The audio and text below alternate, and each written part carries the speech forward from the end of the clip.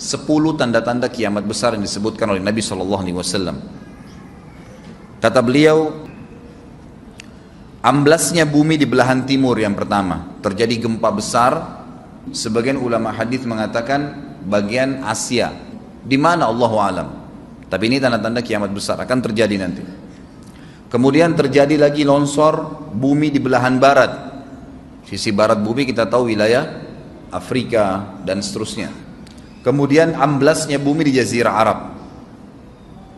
Ini yang dimaksud dengan amblasnya bumi, artinya longsor yang besar, yang sulit lagi untuk ditimbun, udah nggak bisa ditimbun, nggak bisa diperbaikin. Kalau di situ ada kota, ada kampung, pasti hancur udah. 3 sekaligus terjadi longsor di 3 titik yang berbeda dan secara waktu atau dalam waktu yang bersamaan. Ini sudah selangsung 3 tanda-tanda kiamat. Jadi pada saat terjadi di timur itu tanda-tanda kiamat besar 1, terjadi di barat tanda-tanda kiamat besar 2, terjadi di Jazirah Arab tanda-tanda kiamat besar 3. Kemudian di dalam hadis ini disebutkan secara beracak. Nanti sebentar setelah saya terjemahkan hadis ini saya akan sebutkan urutannya. Lalu kata Nabi SAW, kabut yang menutupi bumi ini. Kemudian ada Dajjal, jadi kabut itu dihitung dalam hadis ini yang keempat. Dajjal yang kelima. Kemudian yang keenam binatang melata. Nanti akan saya jelaskan juga apa yang dimaksud dengan binatang melata. Yang ketujuh keluarnya Ya'juj Ma'juj. Ini juga akan kita jelaskan nanti. Kemudian yang kedelapan matahari terbit dari tempat terbenamnya. Yang kesembilan keluarnya api dari perut kota Aden yang menghalau manusia. Sulit, manusia tidak bisa melalui Jazirah Arab. Kemudian yang ke-10 turunnya Isa putra Maryam. Turunnya Isa putra Maryam. Tentu saya katakan tadi hadis ini disebutkan dan disepakati oleh para ulama sifatnya teracak. Karena cukup banyak dalil-dalil yang lain yang mengurut kejadian ini. Urutan yang pertama dari 10 ini adalah keluarnya Dajjal. Ini urutan pertama. Dajjal, jemaah sekalian, adalah diambil dari kata-kata Dajjalah yang berarti kekacauan. Ciri-ciri Dajjal disebutkan dalam banyak hadis yang sahih adalah mata kanannya yang paling pertama rusak seperti anggur kering.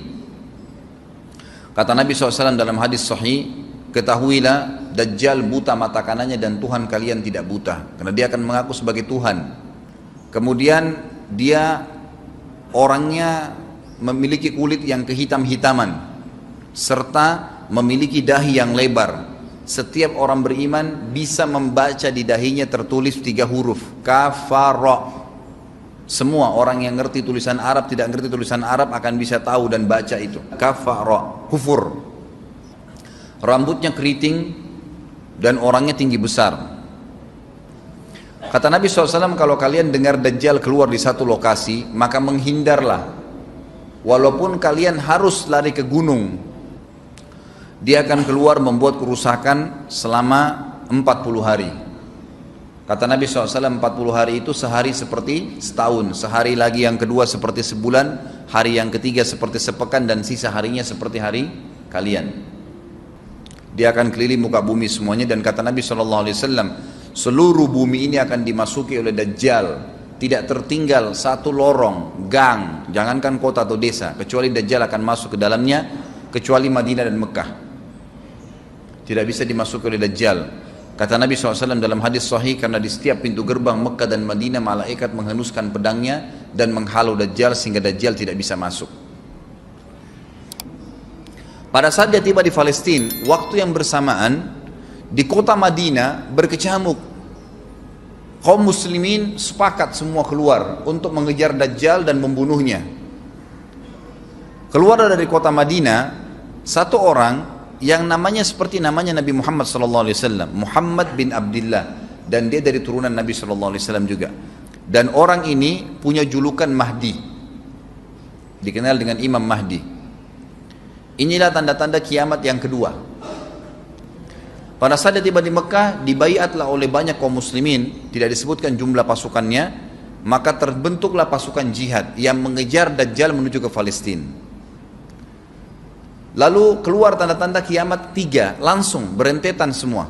Tanda-tanda kiamat besar yang ketiga adalah pada saat pasukan Imam Mahdi dengan pasukan jihad itu tiba di Darul Baydha namanya. Hadis menyebutkan di menara itulah, di masjid itulah Imam Mahdi mampir sholat asar bersama pasukannya. Dikatakan Isa alaihissalam akan turun sambil memegang kedua sayapnya malaikat, dan dari rambutnya yang basah meneteskan air. Maka dia pun turun, lalu kemudian dia masuk, dan orang-orang pada saat itu mengenalnya kalau dia adalah Isa, dan mereka sudah tahu ini masanya keluarnya Dajjal, ini Mahdi sudah ada, mereka tahu akan turun Isa, sudah ada informasi seperti saya sampaikan ke Bapak Ibu sekarang. Itu muslimin di zaman itu sudah tahu semua. Sholatlah mereka, kemudian mereka menuju ke Palestina. Ringkas cerita adalah Nabi Isa alaihissalam akhirnya tiba dengan pasukan mujahidin di depan pintu gerbang Babulut. Dajjal mengatakan, bukakan pintu gerbang, mereka tidak akan mampu melawan kita karena pasukannya mereka banyak memang. Maka Dajjal dengan sombongnya menunggu di depan pintu gerbang. Pada saat dibuka, Dajjal kaget melihat ada Isa alaihissalam. Dan pada saat itu kata Nabi SAW, Dajjal faham kalau sudah tiba ajalnya. Begitu melihat Isa alaihissalam, dia lari dan badannya sambil meleleh di depan para pengikutnya.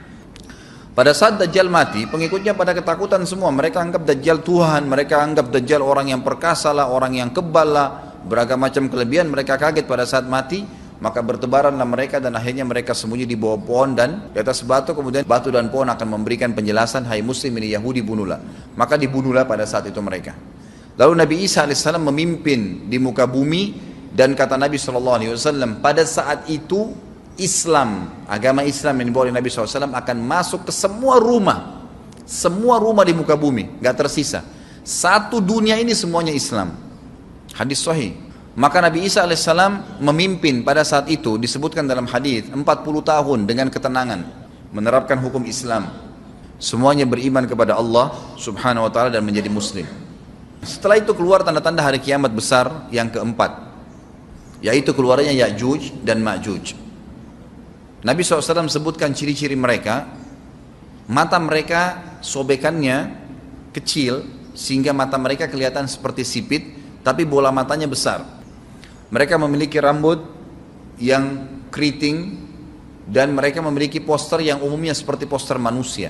Ada hadis yang berbunyi mereka akan mendatangi sebuah sungai, kalau tidak salah namanya sungai Tibria, airnya banyak mengalir. Kata Nabi SAW, mereka semua minum air sungai itu, dan yang terakhir dari mereka datang sudah nggak dapat air. Artinya air sungainya habis diminum. Bayangin berapa banyak jumlahnya itu. Pada saat itu Nabi SAW mengatakan, Allah berfirman kepada Isa, berkata, wahai Isa, aku akan mengeluarkan hamba-hambaku yang tidak ada seorang pun dari kalian bisa mengalahkannya, termasuk Isa alaihissalam, nggak bisa mengalahkan. Maka selamatkanlah dirimu bersama dengan pengikut-pengikutmu ke Gunung Tur namanya. Jadi memang Ya'juj ini ciri khasnya, kata Nabi SAW, mereka memakan apa saja. Jadi bukan seperti manusia normalnya. Mereka membunuh semua yang bukan seperti mereka. Sampai-sampai kata Nabi SAW, tidak ada yang bisa mengalahkan mereka, dan jumlah mereka sangat banyak. Salah seorang di antara mereka tahu dia akan mati kalau sudah punya 1000 anak. Kata Nabi SAW dalam hadis Bukhari, kecelakaanlah bagi orang-orang yang ada di Jazirah Arab. Kemungkinan besar makna ini adalah tempat mereka dekat dengan Jazirah Arab. Kata Nabi SAW, kecelakaan bagi orang-orang yang Jazirah Arab, karena telah terbuka dari lubangnya Ya'juj Ma'juj sebesar ini. Udah kasih isyarat dengan jari ibu jari sama jari tengahnya. Artinya mereka sudah bisa melihat keluar. Pada saat mereka keluar, maka mereka akan mulai membuat kerusakan. Kata Nabi SAW di dalam hadis sahih riwayat Imam Bukhari, bahwasanya Ya'juj Ma'juj akan membunuh siapapun yang mereka temui. Bahkan pada saat mereka sudah merasa menguasai bumi, mereka melepaskan anak-anak panah mereka ke langit, lalu Allah menurunkan anak-anak panah mereka sebagai fitnah dipenuhi dengan darah. Maka mereka berkata, kami telah membunuh semua yang ada di bumi dan semua yang ada di langit. Kata Nabi SAW, Allah lalu mengizinkan Isa untuk berdoa kepada Allah agar memusnahkan mereka. Maka Isa alaihissalam pun akhirnya berdoa, meminta kepada Allah subhanahu wa ta'ala agar mereka semua dimusnahkan. Maka pada saat itu pun Allah subhanahu wa ta'ala menurunkan kepada mereka hama. Sebagian hadis menyebutkan serangga kecil seperti cacing, banyak sekali yang menimpa tubuh-tubuh mereka. Setiap orang satu. Dan itu membuat mereka mati. Kemudian setelah itu Isa alaihissalam memimpin lagi di muka bumi sampai beliau meninggal. Setelah Isa alaihissalam meninggal, kembali lagi sebagian besar manusia berbuat kekufuran. Maka Allah subhanahu wa ta'ala keluarkan tanda-tanda kiamat besar yang kelima. Yang kelima ini adalah keluarnya hewan atau binatang melata. Binatang melata ini disebutkan dalam hadis yang sahih riwayat Bukhari, bahwasanya Allah SWT akan keluarkan, tapi tidak disebutkan dari bumi mana dia keluar. Dia akan keluar hewan melata yang bisa berbicara seperti manusia dan badannya dipenuhi dengan bulu. Allahu a'lam bagaimana. Kemudian dia datangi orang-orang yang kufur tersebut dan menasihatin dan mengingatkan mereka. Yang tidak mau beriman, dalam hadis dikatakan dicap oleh hewan tersebut. Allahu a'lam dicap seperti apa, sehingga ketahuan mana yang kafir, mana yang beriman. Terus dia keliling di muka bumi tapi tidak disebutkan berapa lama. Lalu kemudian Allah lenyapkan si dabbah ini. Kemudian datang tanda-tanda kiamat yang ke-6. Tanda-tanda kiamat yang ke-6, 6, 7, 8. Itu berentetan semua. Longsor besar di timur, di barat, dan di jazirah Arab. Ini tanda-tanda kiamat terjadi serentak. Sudah 8. Kemudian terjadi yang ke-9, keluarnya api dari negeri atau dari kota Aden. Kota Aden ini di Yaman ya. Tentu hadis menjelaskan tentang masalah api yang keluar ini, artinya api bukan main-main, ini bukan kebakaran sebuah masjid atau sebuah bangunan 10 tingkat. Api ini bisa menghalau manusia untuk jalan karena panasnya. Sebagian riwayat menjelaskan api tersebut akan berdiri seperti gunung yang besar dan dari seluruh pelosok dunia bisa kelihatan. Kita bisa bayangkan bagaimana itu. Yang akhirnya akan menggiring atau menghalangi orang-orang untuk jalan, susah. Sebagian ulama hadis mengatakan mereka nggak bisa jalan, tidak bisa ada penerbangan, tidak bisa ada orang jalan karena panasnya bumi ini dari api tersebut. Dan itu memang kemungkinan besar akan keluar satu waktu, Allahu a'lam kapan. Dan yang terakhir tanda-tanda kiamat sebelum ditiup sangkakala adalah terbitnya matahari dari tempat terbenamnya. Dan ini sudah terakhir sekali. Makanya kata Nabi SAW, taubat akan diterima sebelum matahari terbit dari tempat terbenamnya. Artinya selama yang lain itu masih ada, masih bisa taubat. Kalau sudah itu sudah sulit. Ini tanda-tanda kiamat. Sebagian ulama memasukkan tanda-tanda hari kiamat kecil, ada yang masukkan tanda-tanda kiamat besar. Ada dua hal. Yang pertama itu adalah keluarnya Dzu Suwakatain. Ada orang dari negeri Habasyah dikenal dengan Dzu Suwaka. Dzu Suwaka ini sak artinya betis. Diberikan julukan Dzu Suwaka karena betisnya sangat kecil. Orang ini, Bapak Ibu sekalian, kata Nabi SAW akan menghancurkan Ka'bah.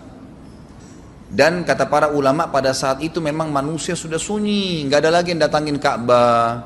Orang-orang sudah lalai gitu kan. Keluarlah orang ini. Makanya sebagian ulama masukkan dia tanda-tanda kiamat sebelum terbitnya matahari dari tempat terbenam. Ditambahkan ini yang ke-11 gitu. Atau ini yang ke-10, terbitnya nanti kiamat yang ke-11. Kata Nabi SAW, dia akan mencabut batu-batu Ka'bah satu persatu sampai rata dengan tanah. Dan saya sedang dilihatkan oleh Allah sekarang bagaimana pada saat dia mencabut batu itu. Hadis sahih riwayat Bukhari Muslim. Yang terakhir, yang kedua, yang berhubungan juga dengan tanda-tanda kiamat, ada yang memasukkan kiamat kecil, tapi ini lebih dekat dengan kiamat besar. Orang yang terakhir meninggal itu adalah orang dari asli suku Madinah yang sedang mengembala kambing.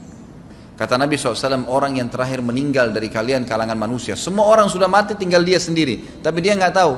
Dia lagi mengembala kambing. Kemudian dia masuk dengan gembalanya ke kota Madinah, ditemukan semuanya tidak ada kehidupan. Nggak ada orang, nggak ada binatang, nggak ada apa-apa, tinggal dia sendiri. Pada saat dia meletakkan telapak kakinya di kota Madinah, maka pada saat itu dia meninggal. Dan inilah manusia terakhir meninggal sebelum ditiup sangkakala terakhir. Allahu a'lam.